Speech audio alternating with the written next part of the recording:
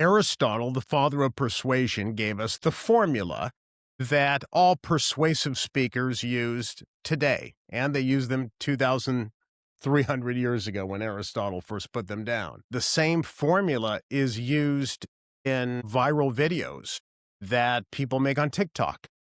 So, for example, I spoke to TikTok influencers and social media influencers for this audiobook, and they took me through the process. I asked them, how do you make these videos that continue to generate millions of views? How do you do it? And one person took me through a structure or a pattern that was instantly recognizable to me. I don't think they knew what they were doing intentionally, but it was recognizable to me because it's an ancient structure.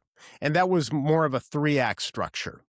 He said, if you want to explain financial topics to people who don't understand, you start with the status quo, give people a pain point. Here is how they live today.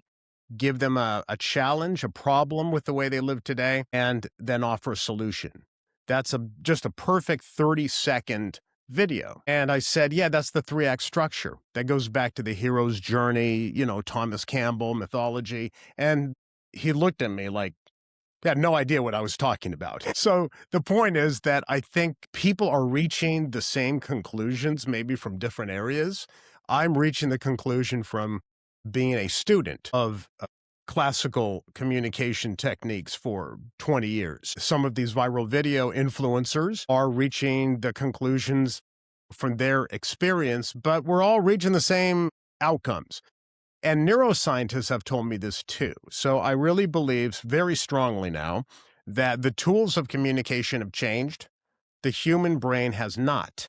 Because if you understand how the brain communicates, how it processes information, then you will be far more effective on any platform, whether it's writing or whether it's creating a video for social media or giving a presentation. I had some really interesting interchanges with neuroscientists. One neuroscientist in particular, I would ask him questions about TikTok, for example.